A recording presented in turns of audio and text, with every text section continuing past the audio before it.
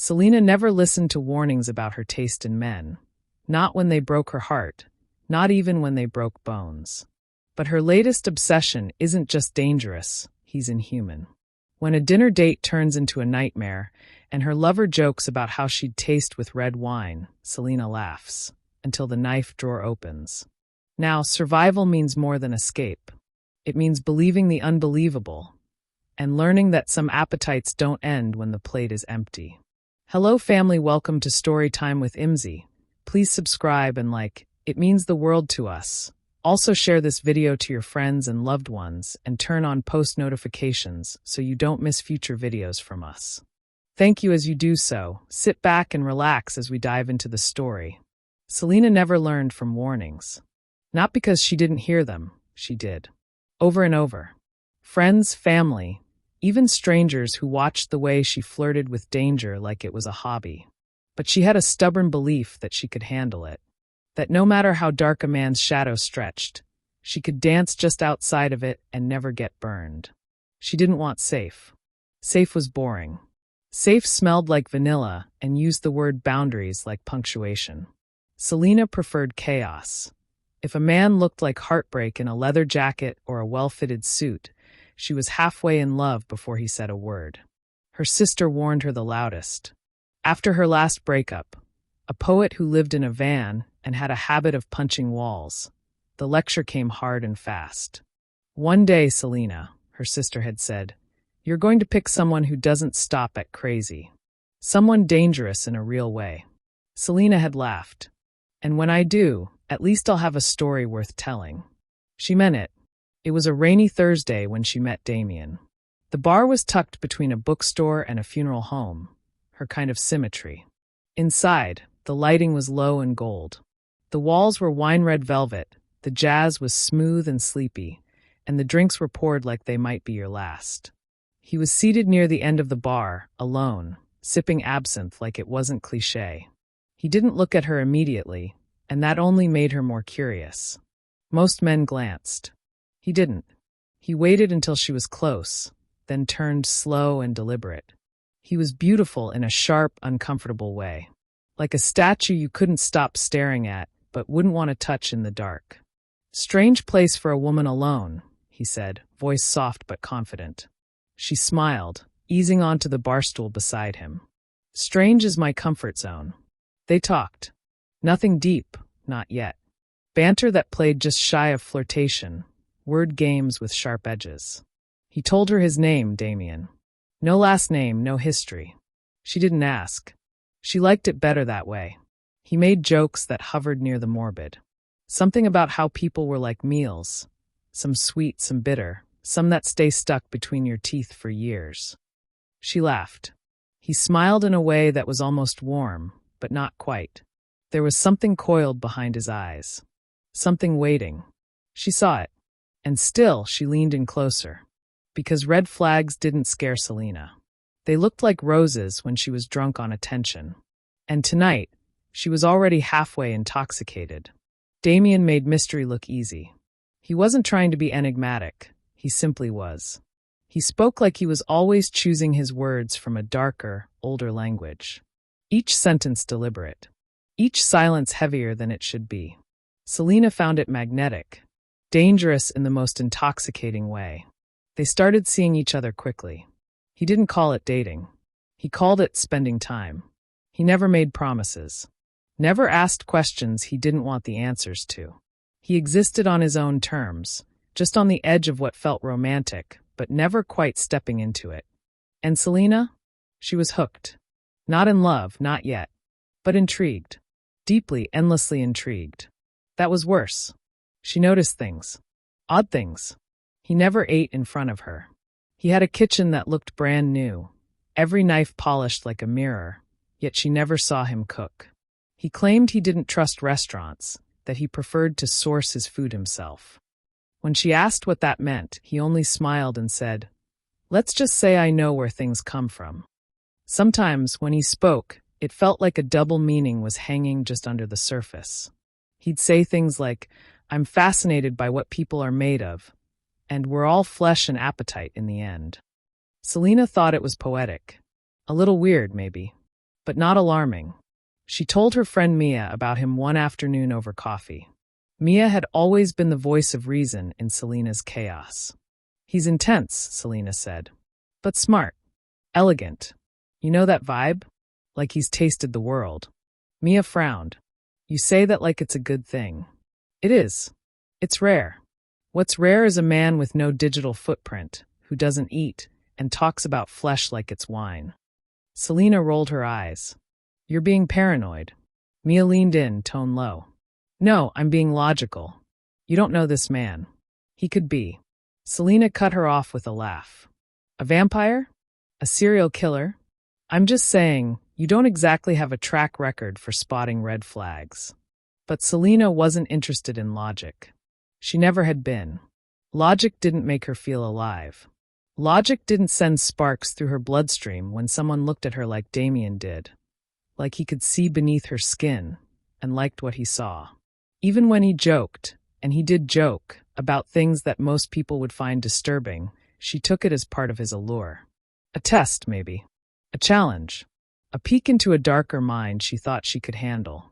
You'd be surprised how many people are edible, he'd said once with a grin. She'd laughed. That's twisted.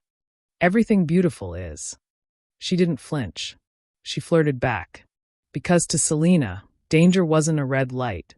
It was an invitation. It was a Friday when Damien invited her to dinner. Not a restaurant, not a fancy event, his place. Selina felt the thrill rise instantly. This was the threshold. The line between flirtation and something deeper. More intimate. More dangerous. She said yes before he finished asking. His apartment was in a quiet, older part of the city. The kind of building with no buzzers, only brass knockers and secrets soaked into the wallpaper. 4th floor. No elevator. The stairwell smelled faintly of bleach and something floral that didn't quite cover it. Damien's door was black, with no number.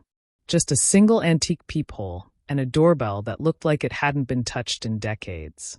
Inside, the place was surgical. Minimal, modern, obsessively clean. No clutter. No color. Just pale wood floors, dark furniture, and soft lighting that left no shadows, and nowhere to hide. His kitchen gleamed like it had never been used. Yet tonight, it was filled with scent. Something rich and red and simmering. It made her stomach growl and her skin prickle at the same time. He greeted her with a slow smile and a kiss on the cheek. She noticed he had rolled up his sleeves. His forearms were corded with lean muscle, veins like rivers beneath glassy skin. I hope you're hungry, he said. Starving. The table was already set. 2 plates, 1 candle, red wine poured and breathing. Classical music played softly in the background. Something slow and sorrowful. Selina sat across from him, suddenly aware of how quiet everything was.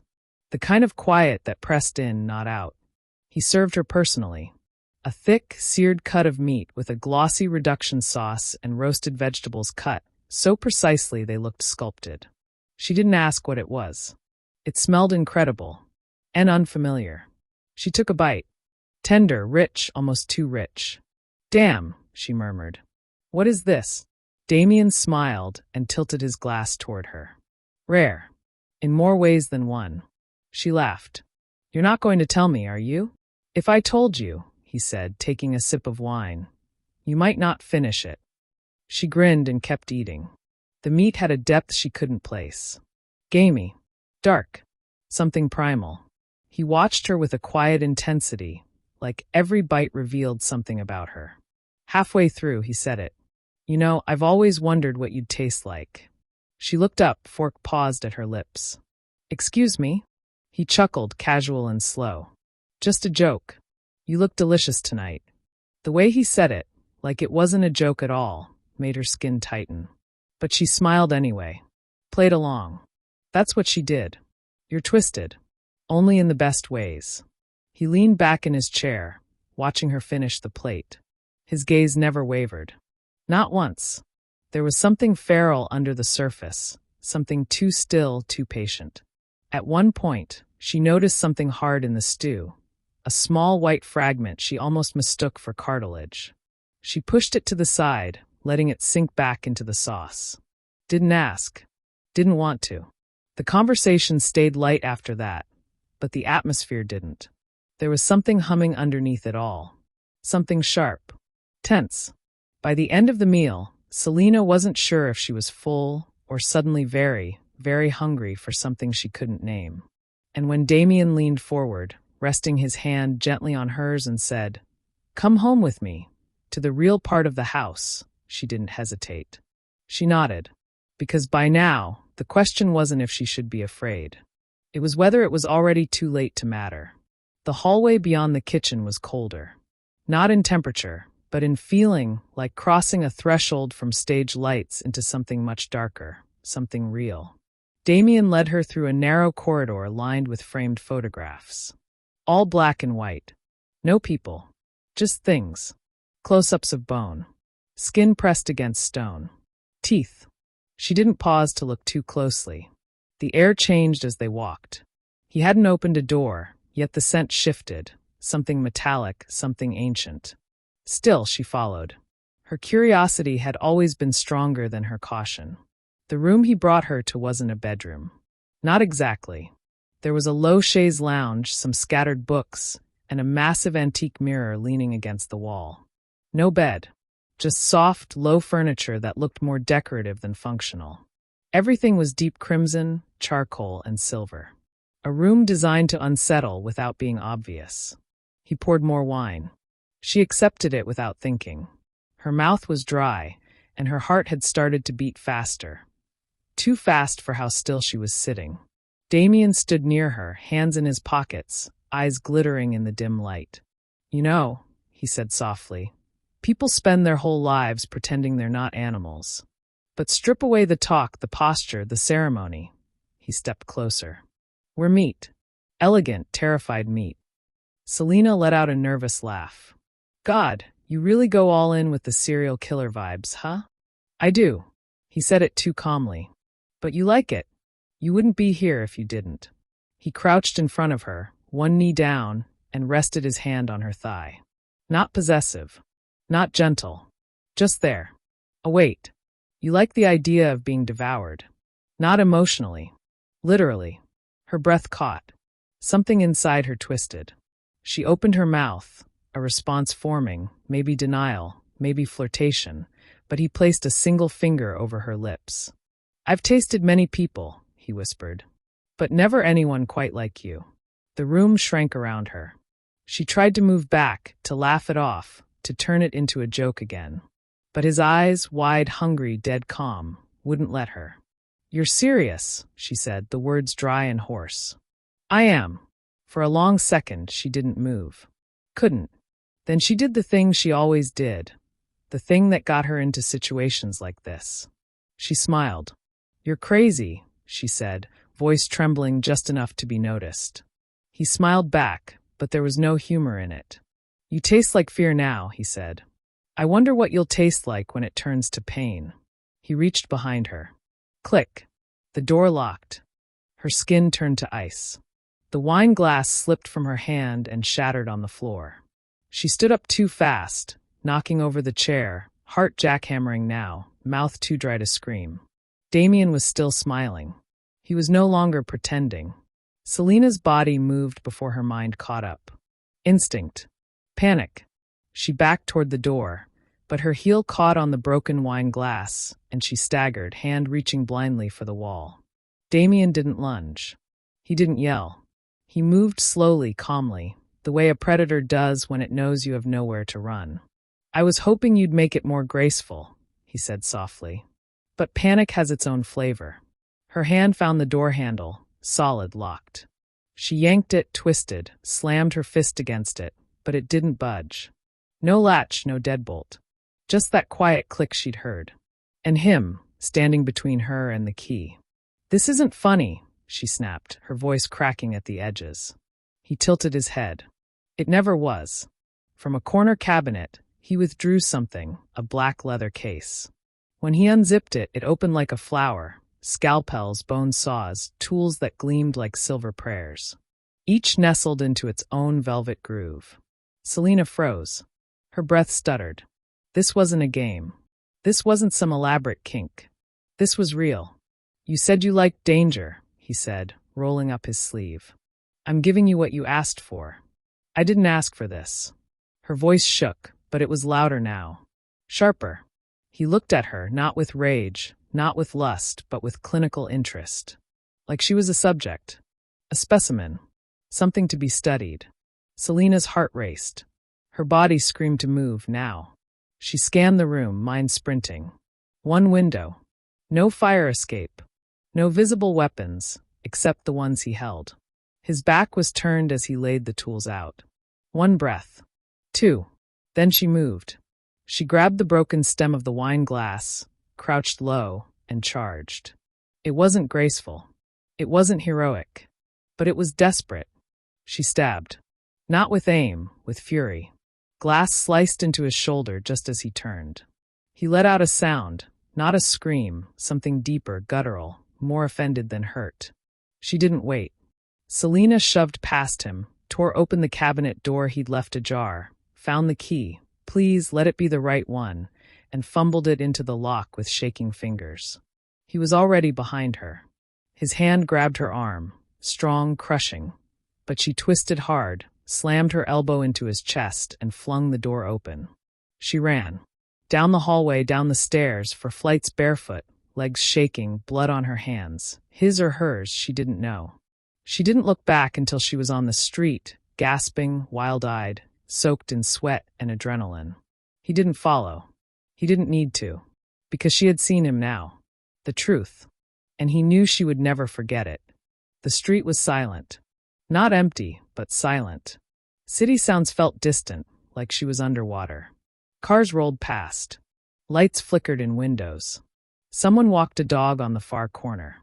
Life went on, completely unaware that she had just sprinted out of a nightmare with blood under her nails. Selina didn't stop running. Not for blocks. Barefoot. Legs aching. Her breath rasped in her throat like torn paper. Her knees buckled when she finally reached a gas station, ducking into the harsh white light like it was holy. The cashier stared at her. Miss, are you okay? She nodded, then shook her head. Words caught in her mouth and fell apart. She just pointed to the phone on the counter and managed to rasp. Call, someone. Please. The police came. She sat on the curb, draped in a scratchy gray blanket, legs shaking, arms crossed tightly like she could hold herself together through sheer pressure. They took her statement. She told them everything. Or most of it. She said he tried to hurt her. That he locked her in a room. That he had knives. Strange photos. That something wasn't right. She didn't say he joked about eating her. Didn't say he talked about her flavor. That sounded insane, and right now she needed to be believed. When they took her back to the apartment, it was empty. Spotless. Again, the knives were gone. The cabinet was clean. The photos were off the wall. The smell was gone. No blood. No wine glass. Not even a scratch on the hardwood.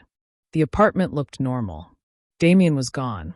The landlord claimed the unit had been rented under a false name. Said it had been empty for months. The key he gave Selina didn't match any lock on the door. There was nothing to charge. No proof. Just a shaken woman, a blank apartment, and an officer offering her a quiet, practiced smile of pity. Could have been a bad trip, he suggested. Maybe the wine was spiked. Selina didn't respond. Because what could she say? That she had dinner with a man who prepared her like a recipe? That the room felt more like a trap than a home? That she knew she'd almost been carved open like a steak? She kept quiet. Numb. Mia came to get her. Didn't say, I told you so. Just held her in the back of the car and drove her home while Selina stared out the window, trembling from something colder than fear.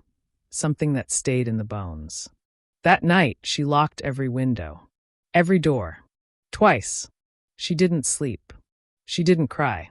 She just sat in the dark, feeling like her skin didn't quite belong to her anymore. Because she had escaped. But something about him hadn't let her go. Not really. The story unraveled the moment she tried to tell it. Not in her mind. That part stayed sharp, painful, crystal clear. But in the mouths of others, it warped. Softened. Became easier to digest. He locked the door and scared me. There were surgical tools.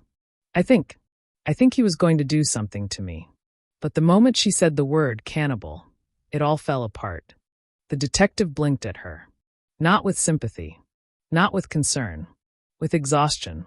"Miss Carter," he said slowly, "I'm trying to understand what happened. But what you're describing, it sounds more like a bad dream than a crime." She stared at him. "You think I made it up?" "I think trauma can play tricks on the brain," he replied. "You were clearly scared. That part one believe." She stood up. "He was going to kill me. But he didn't." He looked at his notes. "And there's no Damien Westbrook in the system. No lease under that name. No fingerprints. No trace of anything you described. So what?" Her voice cracked. "He's just a ghost?" "I imagined everything." The detective didn't answer. Mia tried. She sat beside Selina on the couch, gently wrapping a fresh blanket around her shoulders like she was something fragile. "Maybe it was like a cult thing," she said. "Or some sick role play. People go deep into that stuff." Selina shook her head. "It wasn't role play. There was nothing fake about it." "Okay, but what if he just wanted to scare you? You said yourself you never actually saw." "I saw enough," Selina snapped. "I saw what was in his eyes." She stood, pacing. Her movements sharp, like she wanted to climb out of her own body. "Don't you understand? He meant it. He was going to carve me open. He was going to eat me." Her voice broke on the last word. Mia's face shifted, just slightly. The smallest flinch. "The kind that says I love you, but you're scaring me now." That was the worst part. The silence that followed. The sense that even the people who loved her most were starting to file her under unwell. The internet had its own opinions. Word got out. A few posts, some gossip threads, a vague news article titled, "Woman alleges attempted attack in mysterious apartment." Commenters pounced. "Sounds like someone wants attention. What kind of guy talks about eating people over dinner? Please. Is this a viral campaign for a horror movie?" She stopped reading after day 2. She stopped answering texts by day 4. By the end of the week, she felt like she was living inside a glass box, visible but unheard. People could see her fear. They just chose not to believe it. That's when the dreams started. Every night she saw him, standing in doorways, sitting at the end of her bed, holding a fork, smiling. "You taste like fear." She'd wake up gasping, clutching her sheets, unsure if her heart was still inside her. And every day, she became more withdrawn, more cautious, more alert, because she knew what the world didn't. Damien was still out there. And men like him don't just disappear. They wait. Time passed, but it didn't heal anything. Selina didn't go back to who she was. That version of her, reckless, romantic, addicted to danger, had been buried somewhere between Damien's locked door and that scalpel-lined case. She stopped dating, stopped drinking, stopped pretending the world was as harmless as people wanted it to be. Instead, she watched, studied, listened. She noticed things most people missed now. Eyes that held too long, smiles that didn't reach the skin, casual words laced with cruelty. The little shifts that marked someone off. Men flirted with her still. She had always drawn them in. But she didn't see possibilities anymore, only threats. Each face became a puzzle. Each voice a red flag waiting to unfold. Each laugh a warning in disguise. And she warned others now. When her coworker started seeing a man who bragged about dominance and made jokes about hurting women in bed, Selina pulled her aside. "When they show you what they are," she said, "believe them." The coworker brushed it off. Laughed. "You're being dramatic." Selina didn't argue. She knew the pattern. People don't believe you until they're bleeding. She began researching, reading, learning about real predators, the kind that didn't hide in forests or fairy tales. The kind that wore good suits, remembered your favorite wine, and made you laugh while they pictured you skinless. Damien had never been caught. Never resurfaced. At least, not in any official way. But Selina never stopped looking. And one night, almost a year later, she saw him. It was subtle. A news clip. Local station. Background of a story about a missing woman. A blurry shot of a crowd outside the scene. And there he was. In the back. Face clean. Expression calm. Watching. Selina froze. Her blood iced over. Not panic. Not terror. Certainty. He had found someone else. She stared at the screen long after the image disappeared, her heart thudding like footsteps in a hall. This was his rhythm. Move. Lure. Feed. Vanish. She knew now, Damien didn't chase. He didn't stalk.